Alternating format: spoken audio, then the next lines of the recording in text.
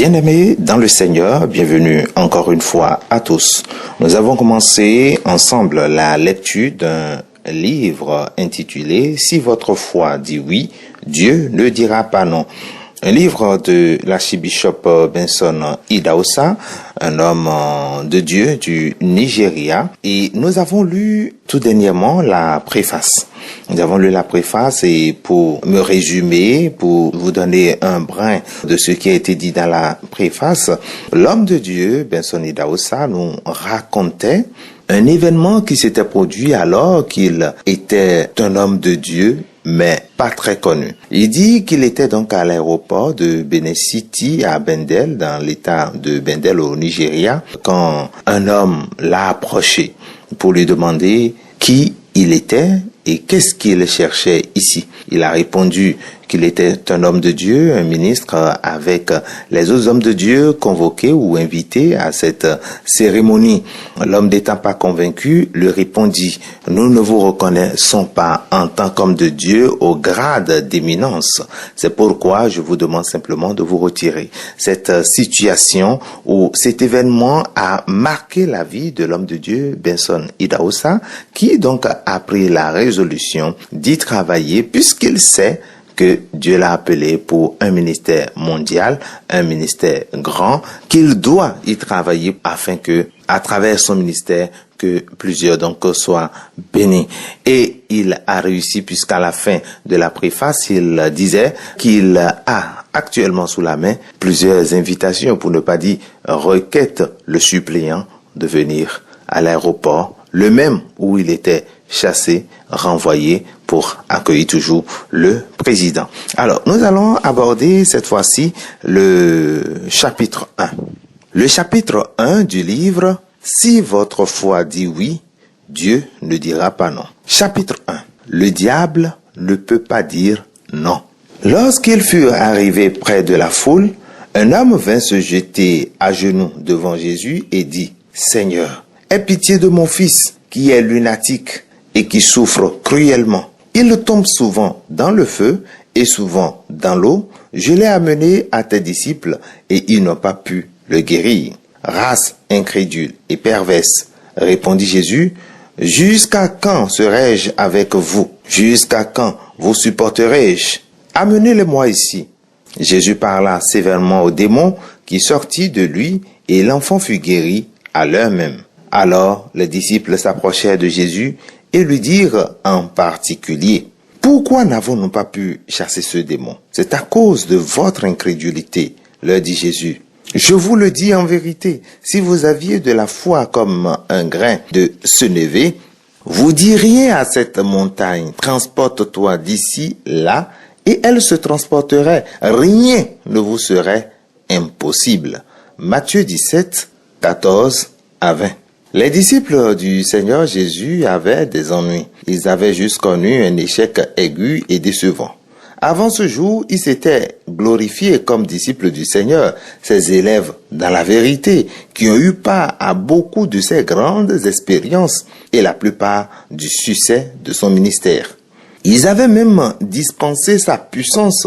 Plusieurs jours avant cela, ils avaient chassé des démons, guéri toutes sortes de maladies, quand ils ont été envoyés par le Maître dans Matthieu 10. À cette occasion, ils étaient retournés avec de joyeuses nouvelles de leur succès.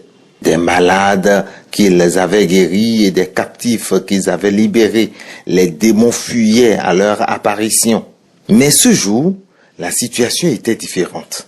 Tandis que le maître était parti à la montagne de transfiguration, ils ont combattu un démon qui tourmentait un enfant. 9 hommes adultes ont présenté un combat courant contre un démon qu'ils étaient déterminés à déloger de la vie d'un garçon en présence d'une grande foule. Avec le genre de confiance en soi né de leur expérience antérieure de succès, ils avaient assailli l'ennemi comme ils l'avaient fait les autres fois avec la pleine espérance de succès. Mais le diable ne s'était pas laissé faire. Puisqu'ils étaient en face d'une grande foule, elle pouvait facilement détecter des sourires de pitié sur le visage. Furieux, ils avaient déployé des hurlements de colère sur le jeune homme possédé de démons qu'ils se sont graduellement abaissés pendant que la frustration s'installait. Ils avaient ordonné aux démons de partir, mais en vain. C'était comme si l'Éternel Dieu avait dit un non capital à leurs efforts. Le ciel était devenu soudainement très loin et la terre trop proche pour le confort. L'échec a défié hardiment leur foi, mais ils n'avaient aucune solution à la difficulté. Avez-vous déjà imaginé être à la place des disciples? Avez-vous déjà entrepris d'accomplir une tâche où vous avez découvert que plus durement vous vous donnez, plus la tâche semble une mission impossible? Vous pouviez avoir investi votre vie entière et vos potentiels dans le succès d'un effort et à la fin, vous êtes traité avec honte et avez jeté l'éponge. Parfois, il semble évident que Dieu dit non comme réponse. Mais j'ai de bonnes nouvelles pour vous. Si vos actions et efforts sont conformes à la volonté de Dieu, peu importe les obstacles que l'ennemi pose sur votre chemin, vous serez certainement vainqueur à la fin. Si votre foi dit oui et que votre espérance est la volonté de Dieu pour vous, Dieu ne dira pas non. Tandis que les disciples étaient engagés dans cet exercice stérile, considérez l'état d'esprit du père de l'enfant. Pendant longtemps, le fils avait été tourmenté par le diable. Lui et les membres de sa famille cherchaient des moyens plus efficaces de sauver le pauvre enfant de la mort imminente lorsque le démon jetait l'enfant souvent dans le feu et puis dans l'eau. Tout cela dans l'intention de le détruire. Le père, sans aucun doute, avait consulté tous les médecins orthodoxes et traditionnels qu'il connaissait, mais le diable s'en moquait. En conclusion, il avait entendu parler du Seigneur Jésus et il avait rapidement entrepris le voyage, seulement pour arriver un jour où le Seigneur Jésus n'était pas à la maison. Ses espoirs avaient apparemment été retranchés. Les disciples ont écouté son histoire et avec une parole d'assurance comme « ce que le maître peut faire, ils peuvent également le faire ». Ils étaient prêts à agir. Avec un cœur douloureux et un espoir presque perdu, il avait observé ces 9 hommes crier sur son enfant pour chasser le démon. Ils avaient tout essayé et le Seigneur Jésus était son dernier espoir. Et maintenant, il n'avait pas seulement manqué le Seigneur, mais ses représentants avaient échoué en présence de cette grande foule de guérir son enfant. Bien que le jour fût lumineux, il pensait que le soleil venait de se lever. C'était comme si le Seigneur ne voulait pas de lui et son fils. Avez-vous déjà vécu de telles situations dans la vie, quand il semble parfois que Dieu a coupé toute communication avec vous? Si oui, alors ce passage biblique est d'une grande importance pour vous. Pour vous, cela a beaucoup plus de valeur qu'une histoire de la Bible. Bien-aimés, quand il semble que Dieu refuse de répondre, essayez de répondre à la situation en attendant.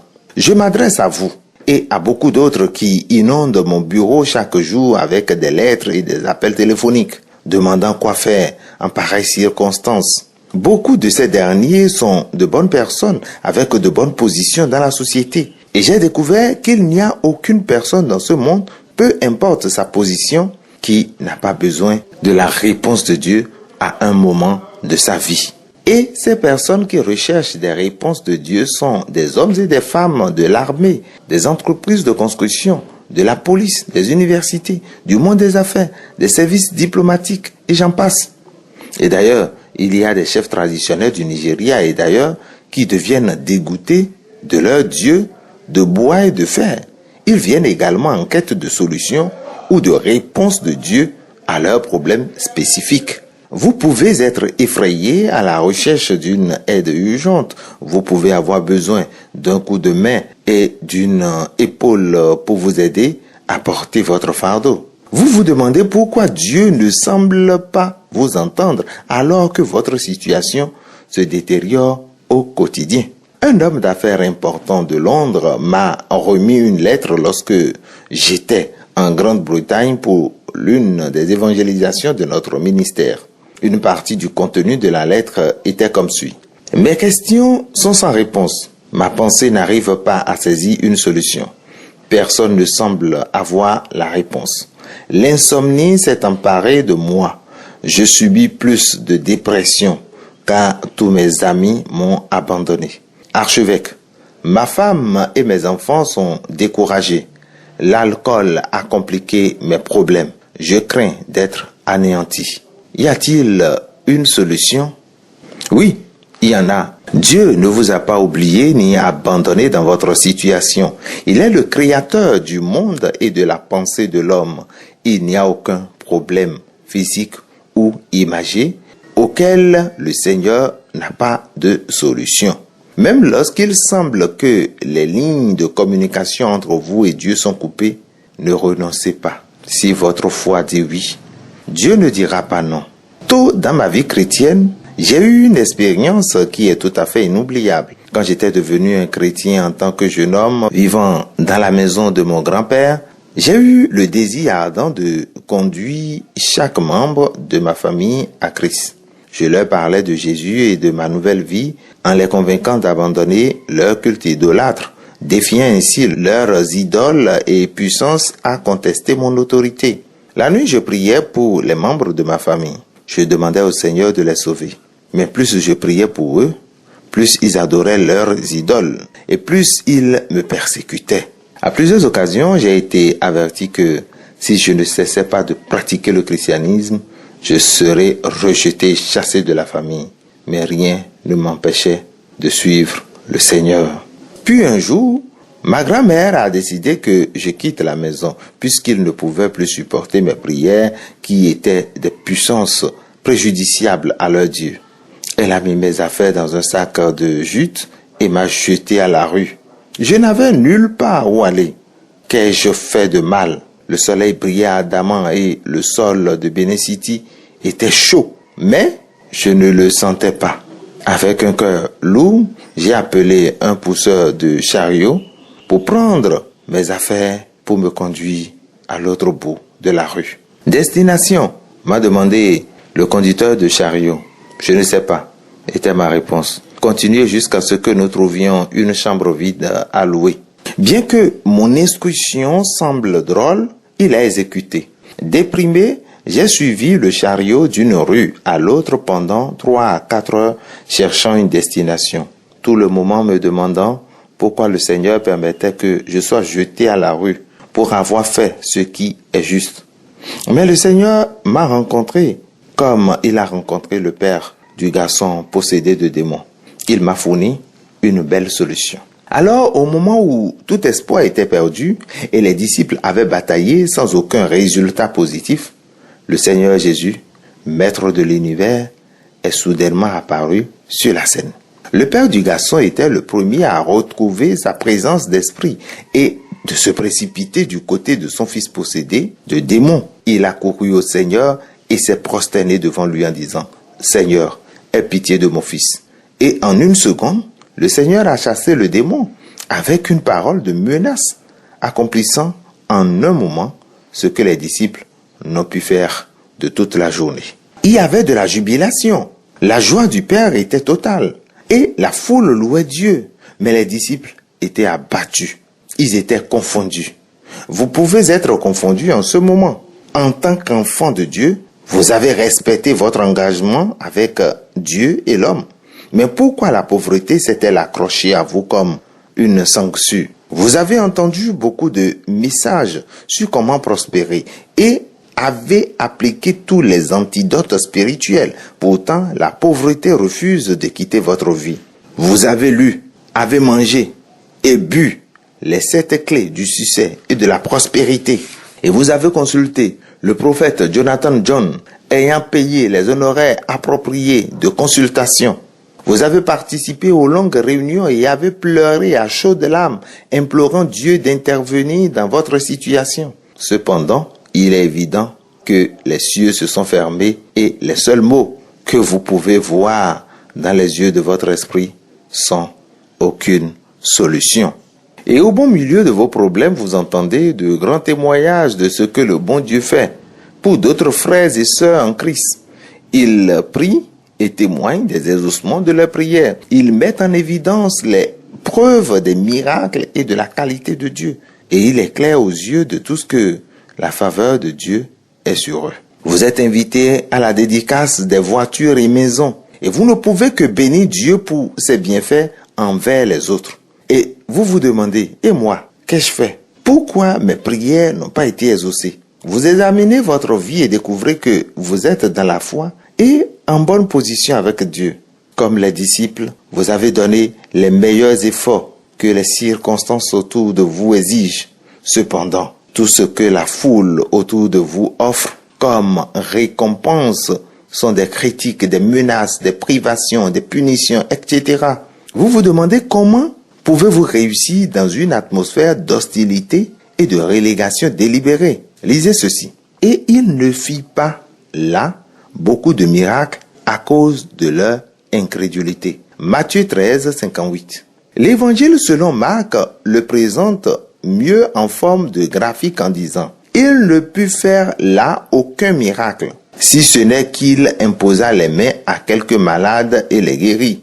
Et il s'étonnait de leur incrédulité. » Jésus parcourait les villages d'alentour en enseignant. Marc 6, 5 à 6. Le Seigneur Jésus-Christ, le Dieu Tout-Puissant, ne pouvait faire aucun miracle dans un environnement défavorable. Ailleurs, il a ressuscité les morts, purifié les lépreux, guéri les aveugles et a fait sauter les paralytiques comme de jeunes cerfs. Mais à Nazareth, il ne put faire là aucun miracle. Et comment les disciples ont-ils expliqué à la foule que dans ces circonstances, il faisait de grands efforts pour guérir l'enfant? Tout au sujet d'eux semblait dire non, non et non. Mais ils ont eu le bon sens de soumettre ce fardeau, leurs efforts dont ils avaient subi assez de honte, à l'Éternel Dieu quand il est arrivé. Et avec une simple parole d'autorité, le diable qui avait tourmenté le garçon pendant des années et qui avait fermement résisté aux efforts des disciples s'est sauvé en criant et a laissé le garçon en paix. Le travail a été accompli par le maître lui-même. Les disciples qui avaient cherché à faire cela pour le maître ou au nom du maître ont échoué. Cela exigeait l'intervention du maître lui-même. Le Seigneur Jésus-Christ peut accomplir n'importe quel miracle seulement par un vaisseau humain disposé. La façon la plus sûre pour avoir nos besoins satisfaits dans la foi est de permettre au maître de vivre par nous, car sa foi en nous peut accomplir toutes choses, calmer n'importe quelle tempête, niveler toute montagne d'obstacles, solutionner tout problème et établir l'enfant de Dieu sur la bonne voie avec la mission divine d'aller partout dans le monde pour faire des exploits surnaturels. Voilà, c'est sur cette phrase nous allons nous arrêter. Nous venons ainsi de finir de lire le chapitre 1 du livre « Si votre foi dit oui, Dieu ne dira pas non ». C'est un livre donc de l'archibishop Benson Idahosa et nous nous donnons rendez-vous une prochaine fois pour la suite avec le chapitre 2.